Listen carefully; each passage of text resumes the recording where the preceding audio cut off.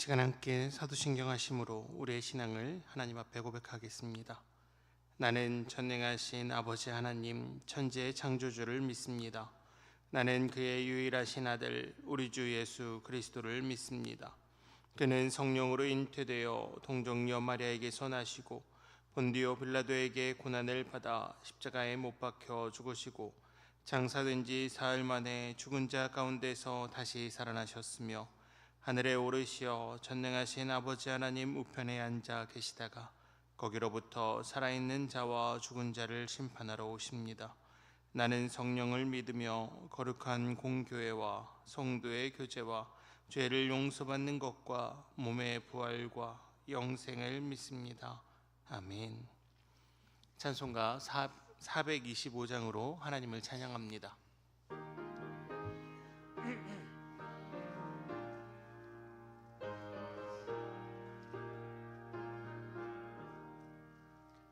주님의 뜻을 이루소서.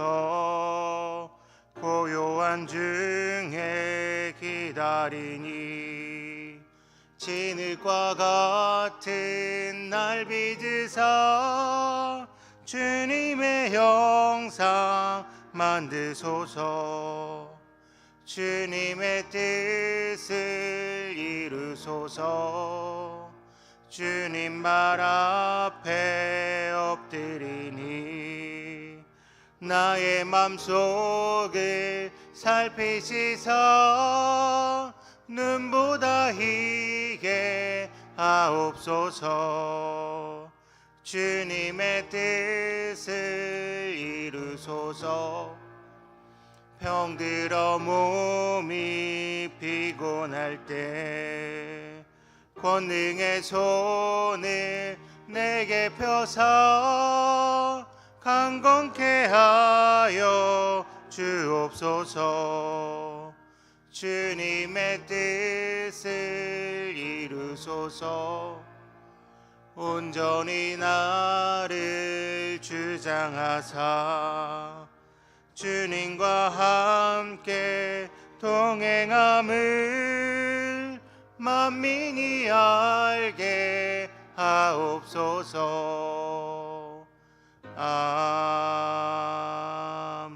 아멘.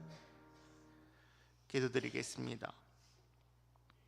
사랑의 하나님 아버지, 지난날에도 주님 안에 살게 하시고 오늘 또한 새롭게 주신 이 새벽을 깨워 하나님 앞에 나오게 하시니 감사드립니다. 오늘도 우리의 주인 되신 주님만을 바라보며 주님의 자녀들에게 은혜 내려주시고 오늘도 주님만을 따르는 힘과 은혜로 함께하여 주시옵소서. 주님 주시는 평안이 우리 가운데 가득하길 원합니다. 주님, 그 평안이 우리 안에 가득하여 우리의 모습을 통해 하나님께서 살아계심을 우리 이웃들에게 전하는 하루가 되게 하여 주시옵소서. 오직 주님의 뜻이 우리의 삶에 이루어지는 놀라운 은혜를 경험하는 한날 되게 하여 주시옵소서. 우리의 산소망 되시는 예수님의 이름으로 기도드립니다. 아멘. 오늘 우리에게 주시는 말씀은 구약성경 창세기 42장의 말씀입니다. 구약성경 창세기 42장 1절로 17절까지의 말씀을 한 절씩 교독하시고 마지막 17절의 말씀은 함께 보도록 하겠습니다. 제가 가지고 있는 성경 구약성경 65쪽에 위치해 있습니다. 제가 먼저 보겠습니다. 그때 야곱이 애굽에 곡식이 있음을 보고 아들들에게 이르되 너희는 어찌하여 서로 바라보고만 있느냐.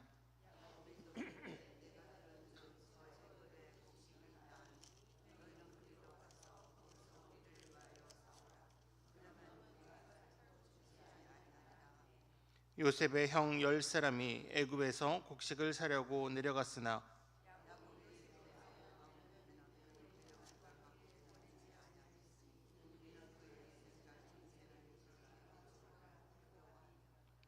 이스라엘의 아들들이 양식 사려 간 자 중에 있으니 가나안 땅에 기근이 있음이라.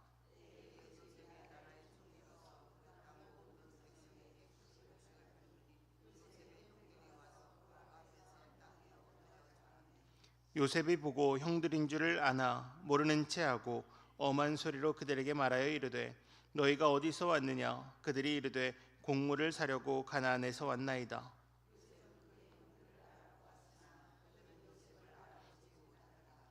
요셉이 그들에게 대하여 꾼 꿈을 생각하고 그들에게 이르되 너희는 정탐꾼들이라 이 나라의 틈을 엿보려고 왔느니라.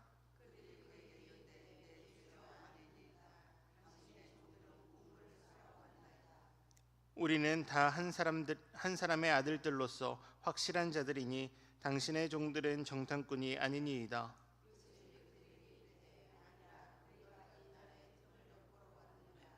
그들이 이르되 당신의 종 우리들은 12 형제로서 가나안 땅 한 사람의 아들들이라. 막내 아들은 오늘 아버지와 함께 있고 또 하나는 없어졌나이다.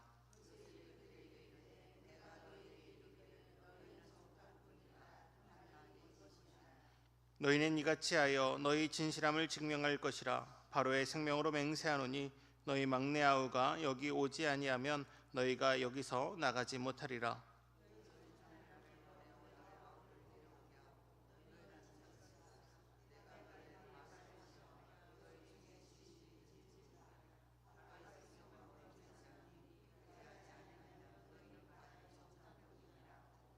함께 보겠습니다. 그들은 다 함께 3일을 가두었더라.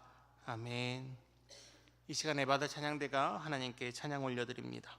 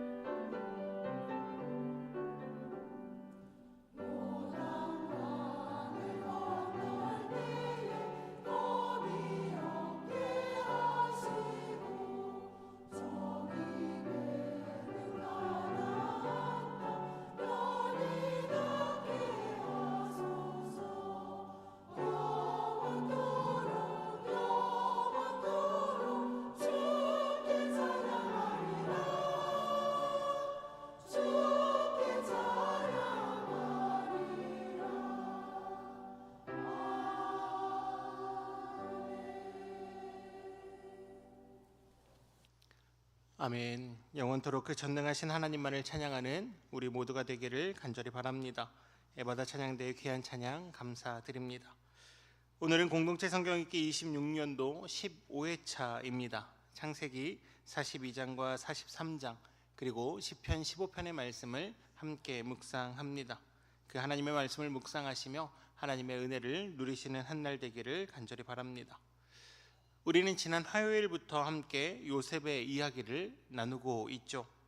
어린 시절 채색 옷을 입었던 요셉, 그리고 그 채색 옷이 벗겨지고 노예 옷을 입게 된 요셉, 그리고 요셉과 함께 하셨던 하나님, 그 요셉을 통하여서 만민에게 기근을 해결해 주시는 은혜의 하나님의 이야기를 우리가 함께 나누었습니다.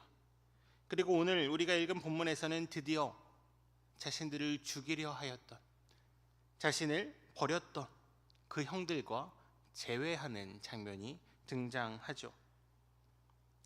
어떻게 보면 세상 사람들도 좋아할 만한 이야기가 시작됩니다. 하나님을 의지하며 따랐더니 노예 옷을 입었던 요셉이 총리의 자리에 오르게 되고, 그리고 총리의 자리에 오르게 된 그 요셉 앞에 자신을 죽이려 했던, 하지만 차마 죽이지는 못하고 자신을 애굽 땅의 노예로 팔아버렸던 원수와 같은 형들이 등장하는 상황이죠. 이제 자신의 권력을 이용하여 요셉이 복수만 하면 되는 상황입니다.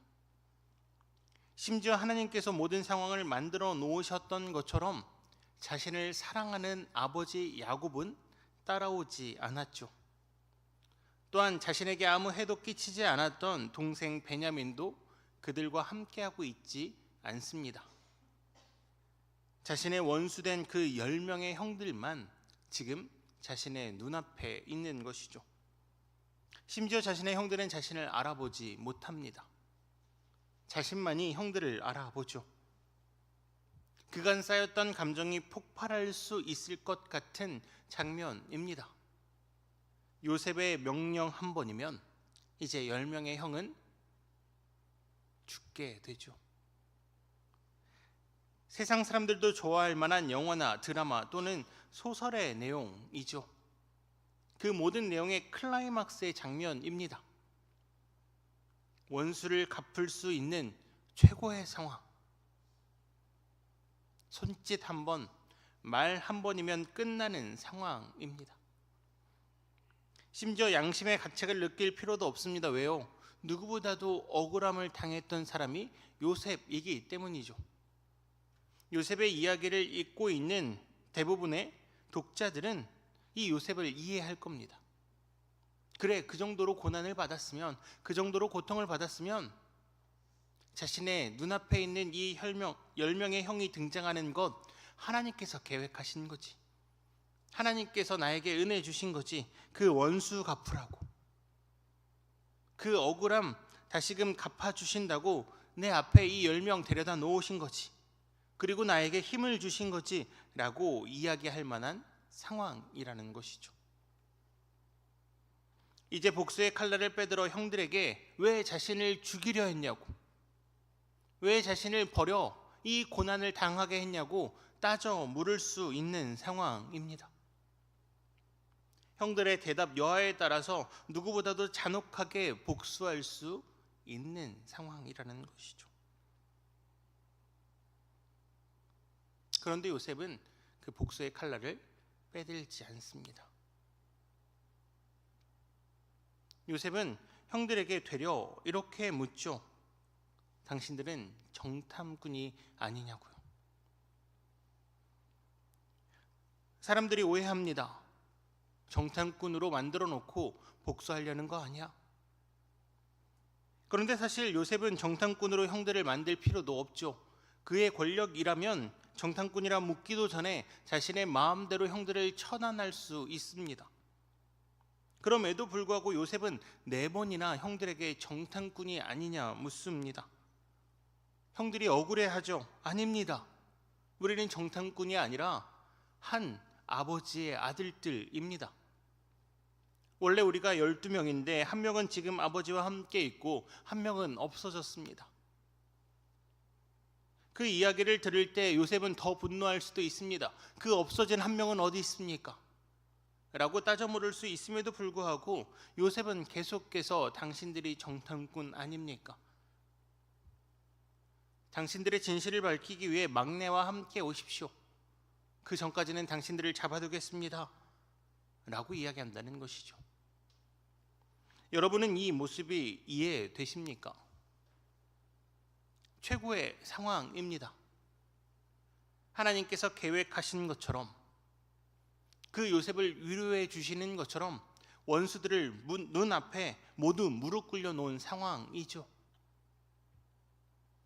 애굽의 총리라는 무소불위의 권력을 가지고 있는 요셉의 한마디면 모든 상황이 정리되는 상황입니다. 복수하기에 지금보다 더 적기가 없죠. 말씀드린 것처럼 야곱은 오지 않았습니다.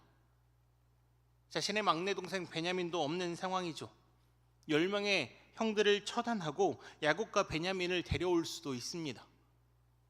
그리고 모른 채 할 수 있죠. 누가 그랬던 것처럼요? 10명의 형들이 그랬던 것처럼요. 요셉의 채색옷을 가지고 와서 악한 짐승에게 물어뜯겨 죽었습니다 라고 이야기했던 그 10명의 형들처럼 요셉도 그렇게 할 수 있었습니다. 10명의 형들을 다 처단한 후 아버지 야곱과 동생 베냐민을 데리고 와 형들이 어디 갔는지는 모르겠습니다. 하지만 내가 무소불위의 권력을 가지고 있으니 이제 사랑하는 아버지와 내 사랑하는 동생 베냐민은 떵떵거리며 살게 해주겠습니다 라고 할 수 있다는 것이죠. 그럼에도 불구하고 요셉은 우리가 이해되지 않는 이야기만 계속합니다. 왜 요셉은 형들에게 그러한 곤란한 상황을 만들어낼까요? 물론 많은 사람들이 이렇게 이야기할 수 있습니다. 요셉이 형들을 정탐꾼으로 만든 이 상황 자체가 이미 형들에겐 곤란한 상황 아닙니까? 그 상황으로 인하여서 형들이 억울해하고 또한 그 상황으로 인하여서 형들이 당황했다면 충분한 복수가 된 것 아닌가요? 하지만 우리가 함께 읽은 요셉의 이야기, 그 안에서 요셉이 당한 고난은 형들이 고작 정탐꾼으로 몰리는 이 상황 비교할 수 없죠. 요셉은 더 큰 고난을 당했습니다. 더 아픈 상황을 이겨냈죠. 그 모든 상황 가운데서 이제 겨우 형들을 만난 상황입니다. 그럼에도 불구하고 왜 요셉은 이렇게 행동하는 것일까요? 오늘 그 이유를 42장 9절의 말씀은 이렇게 답을 이야기합니다. 요셉이 그들에게 대하여 꾼 꿈을 생각하고 그들에게 이르되 너희는 정탐꾼들이라 이 나라의 틈을 엿보려고 왔느니라. 요셉이 형들을 정탐꾼이라 이야기하기 전 요셉에게 한 가지가 생각났다고 성경은 기록합니다. 무엇이 생각났다고 말씀하십니까? 꾼 꿈을 기억했다고 이야기합니다. 전에 꾼 꿈은 어떠한 꿈입니까? 바로 자신을 더욱 미워하게 만들었던 꿈이죠. 창세기 37장 5절의 말씀입니다. 요셉이 꿈을 꾸고 자기 형들에게 말하매 그들이 그를 더욱 미워하였더라. 이 꿈의 내용은 이런 내용이죠. 형들의 공식단이 요셉의 단을 보고 인사하는 꿈, 경배하는 꿈이었습니다. 그런데 지금 요셉이 그 꿈이 기억나서 형들에게 복수하지 않고 형들에게 정탐꾼이라 이야기한다는 것이죠. 아니, 오히려 그 꿈이 떠올랐으면 더욱더 복수해야 되는 것 아닙니까? 그 꿈으로 인해서 형들이 자신을 더욱 미워했으니 그 꿈이 기억났으면 나를 미워한 형들이 더 미워 보여야 하는 것 아닙니까? 그런데 요셉은 그 꿈으로 인하여서 형들을 죽이지 않고 복수하지 않고 형들에게 정탐꾼이라 이야기하며 형들에게 시간을 준다는 것이죠. 당신들의 신분이 확인될 때까지 당신들에게 시간을 주겠다 이야기한다는 것입니다. 요셉에게 그 꿈의 의미는 무엇이었을까요? 사실 우리 성도님들도 잘 아시다시피 요셉은 그 꿈을 통해 하나님께서 자신을 통해 이루어 가실 모든 상황을 받아들이게 됩니다. 하나님께서 나를 통해 계획하신 것이 있다는 것을 알게 되었다는 것이죠. 그렇게 요셉은 어떠한 상황에서도 자신과 함께 하나님께서 함께 하심을 누구보다 신뢰하며 하나님께서 이루어 가실 그 길을 함께 기대하며 걸어갔던 사람이 바로 요셉입니다. 하나님께서 언젠가 나를 통해서 이루실 그 놀라운 은혜의 자리가 있을 것을 믿었던 사람이 요셉이라는 것이죠. 그렇게 요셉은 창세기 45장 8절의 말씀에 이렇게 고백합니다. 그런즉 나를 이리로 보낸 이는 당신들이 아니요 하나님이시라. 하나님이 나를 바로에게 아버지로 삼으시고 그 온 집의 주로 삼으시며 애굽 온 땅의 통치자로 삼으셨나이다. 아멘. 요셉은 누구보다도 하나님의 마음을 잘 알고 있었습니다. 고난 가운데 있을 때도, 형들이 자신을 미워할 때도, 형들이 자신을 버릴 때에도 그 하나하나의 고난, 그 하나하나의 그 힘듦 가운데 분명 하나님께서 예비하시고 하나님께서 준비하신 하나님의 뜻이 있음을 요셉은 누구보다도 신뢰했다는 것이죠. 그렇게 고작 사람을 미워할 일이 아니었습니다. 하나님의 뜻에 순종하는 자신만이 있을 뿐이지 하나님께서 이루어 가시는 그 일 가운데 사용된 사람들을 미워할 필요가 없었다는 것이죠. 하나님께서 사랑하시는 한영의 성도 여러분, 하나님은 전능하시며 우리의 시간이라는 개념 밖에서 일하시는 분이십니다. 우리 한 사람 한 사람 각자의 인생을 인도하여 가시며 우리 한 사람에게 가지신 뜻이 있으십니다. 그 상황이 때로는 우리에게 고난으로 느껴질 때가 있고, 그 상황이 때로는 우리에게 고통을 주어 다른 사람을 미워할 만큼 아픈 상황이 있기도 합니다. 하지만 우리가 진정 믿음의 사람이라면 우리는 세상 사람들처럼 세상의 눈으로 그 모든 현상과 상황을 바라봐서는 안 되죠. 하나님께서 이루어 가시는 상황이니 그 안에서 하나님의 뜻, 하나님의 마음을 우리는 바라볼 수 있어야 합니다. 요셉은 그러한 믿음이 있었죠. 요셉은 그 모든 상황에서 형들을 미워하고 복수해야 된다는 세상적인 시선이 아니라 눈을 들어 하나님께서 이 상황을 이끌어 가시며 이 상황 안에 하나님께서 예비해 놓으신 뜻이 있음을 누구보다도 잘 알고 있었습니다. 그렇기에 복수의 칼날이 아닌 시간을 형들에게 주죠. 형들이 충분히 반성할 수 있는 시간, 형들이 다시금 깨달을 수 있는 시간, 그리고 그 가족이 회복될 수 있는 시간. 결국 언젠가 우리 가족이 다 같이 끌어안고 울며 서로에게 사과하고 용서받고 다시금 아름다운 한 가정을 이룰 수 있는 시간을 요셉은 형들에게 내어준다는 것입니다. 우리의 삶 가운데도 이런 일은 일어납니다. 누군가를 미워할 만한 상황, 누구로 인해 내가 너무나 고난을 당해서 언젠가는 복수하고 싶은 마음이 샘솟는 상황, 너무나 미워서 누구도 다시는 바라보고 싶지 않은 그 고통의 시간들이 우리에게도 찾아옵니다. 하지만 우리가 진정 믿음의 상황이라면 우리는 요셉과 같은 결정을 해야 합니다.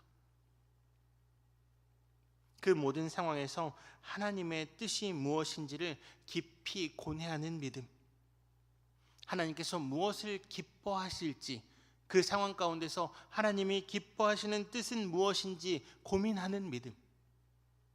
그래서 결국 나의 뜻, 내가 옳음대로 행동하는 것이 아니라 하나님의 뜻, 하나님이 기뻐하시는 일로 결정해 나아가는 믿음이 우리 안에 있어야 한다는 것이죠. 그 하나님의 뜻 때문에 나의 욕망을 내려놓을 수 있는 것이 하나님께서 우리에게 원하시는 참된 믿음이라는 것입니다. 하나님의 뜻이 무엇인지 알기에, 하나님께서 기뻐하시는 것이 무엇인지 알기에 요셉은 형들을 바라보며 용서합니다. 당신들이 한 일이 아닙니다. 하나님께서 나를 보내신 것입니다. 그 고난, 고통의 시간, 당신들로 인해 이루어진 시간들이 아닙니다. 하나님께서 나를 위하여, 나를 쓰시기 위하여 사용하신 시간입니다. 그러니 형들, 더 이상 나에게 미안해하지 마십시오. 그런 형들, 이제 우리 서로 용서합시다. 그것이 하나님이 기뻐하시는 일입니다. 이것이 하나님께서 우리에게 요셉의 모습을 통하여 말씀하시는 참 믿는 자의 모습이라는 것이죠. 그렇게 마태복음 7장 21절의 말씀은 이렇게 말씀하십니다. 나더러 주여 주여 하는 자마다 다 천국에 들어갈 것이 아니요 다만 하늘에 계신 내 아버지의 뜻대로 행하는 자라야 들어가리라. 아멘. 하나님의 뜻대로 행한다는 것 무엇입니까? 하나님께서 가장 기뻐하시는 일을 하는 것이죠. 하나님께서 기뻐하시는 일은 무엇입니까? 하나님께서는 죄인된 우리를 용서하기 위하여서 본인이 이 땅에 내려오신 분이십니다. 원수된 우리를 용서하시고 우리를 축복하기 위해서 이 땅에 오신 분이 바로 하나님이시라는 것이죠. 그렇다면 하나님께서 가장 기뻐하시는 일은 하나님 나의 복수를 해주십시오, 나의 뜻을 이루어 주십시오, 나의 고난을 해결해 주십시오의 기도가 아니라 하나님의 뜻이 내 삶 가운데 이루어지게 하여 주시옵소서. 하나님, 내가 미워하는 저 사람, 하나님이 나를 용서하셨듯 나 또한 용서할 수 있는 마음을 허락하여 주시옵소서. 더 나아가 주님께서 나를 위하여 그 생명까지 내어놓으신 것처럼 나도 주님의 친구로서 내 생명을 내어놓을 수 있는 믿음의 사람 되게 해달라고 기도하는 것이 하나님께서 기뻐하시는 믿음이라는 것이죠. 바라기는 이 땅을 살아가며 우리의 삶 가운데 일어나는 그 모든 상황, 인간의 눈으로 바라보는 것이 아니라 믿음의 눈을 들어 하나님의 뜻이 무엇인지, 그리고 하나님께서 기뻐하시는 것이 무엇인지 그 하나님의 뜻을 구하며 기도하시며 오늘도 그 뜻 안에서 승리하시는 저와 한영의 모든 성도님들 되시기를 주님의 이름으로 축복합니다. 이 시간 함께 기도드리겠습니다. 이 시간 함께 기도드리실 때 나의 삶이 오직 주님의 뜻을 따르는 삶 되게 하여 달라고, 나의 욕망과 나의 욕심이 아닌 하나님의 뜻을 듣고 하나님께서 기뻐하시는 것이 무엇인지 고민하며 그 하나님의 뜻대로 행하는 삶을 살아가는 주님의 거룩한 자녀 되게 해달라고 우리 이 시간 함께 기도하시겠습니다.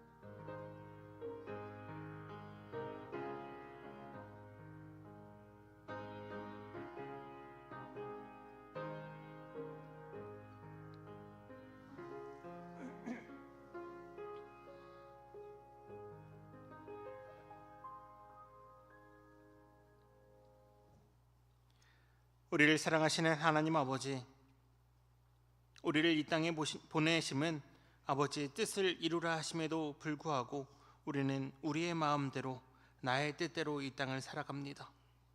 나의 뜻이 옳기에 남을 정죄하고 나의 마음대로 행하고 싶어 하나님을 이용할 때도 있습니다. 우리의 마음속의 악함을 용서하여 주시옵소서. 주님, 이제는 요셉처럼 찾아오는 고난 앞에서도 하나님의 뜻을 믿음의 눈으로 바라보는 자들 되게 하시며 그 고난의 길을 믿음의 눈으로 담대히 걸어갈 수 있는 믿음 우리에게 허락하여 주시옵소서. 그리하여 나의 마음속에 오직 주님의 뜻이 이루어지는, 또한 나의 삶 가운데 오직 주님이 기뻐하시는 일을 행할 수 있는 은혜를 허락하여 주시옵소서. 주님, 기도하고 원하는 것은 우리의 마음 가운데 오직 예수로 충만하여지길 원합니다. 그 충만한 예수님의 사랑으로 우리의 이웃을 사랑하며 더 나아가 원수된 미워하는 자까지 사랑할 수 있는 참된 그리스도인이 되게 하여 주시옵소서. 그리하여 오늘 하루 그 사랑을 실천하며 전하며 베풀며 살아가는 참된 믿음의 자녀들이 다 되게 하여 주시옵소서. 주님, 이 시간 아프리카 에스와티니에서 일정을 마치고 돌아오실 담임 목사님을 위해 함께 기도합니다. 주님의 뜻이 이루어지는 그 모든 일정 가운데 주님 동행하여 주시사 그 일정 가운데 지켜주시고 함께하여 주셔서 돌아오는 발걸음 또한 하나님 안전하게 지켜 보호하여 주시옵소서. 또한 그곳 아프리카 땅에서도 이제 전쟁의 총소리가 멈추게 하시고 오직 하나님을 찬양하는 소리가 가득 울려 퍼지게 하여 주시옵소서. 주님, 기도하고 원하는 것은 우리의 모든 삶의 자리자리마다 그 동일한 찬양의 소리가 울려 퍼지길 원하오니 우리의 삶에도 주님을 기뻐하며 찬양하는 소리가 가득하게 하여 주시옵소서. 우리를 사랑하시는 예수 그리스도의 이름으로 기도드리옵나이다. 아멘. 하늘에 계신 우리 아버지, 아버지의 이름을 거룩하게 하시며 아버지의 나라가 오게 하시며 아버지의 뜻이 하늘에서와 같이 땅에서도 이루어지게 하소서. 오늘 우리에게 일용할 양식을 주시고 우리가 우리에게 잘못한 사람을 용서하여 준 것 같이 우리 죄를 용서하여 주시고 우리를 시험에 빠지지 않게 하시고 악에서 구하소서. 나라와 권능과 영광이 영원히 아버지의 것입니다. 아멘.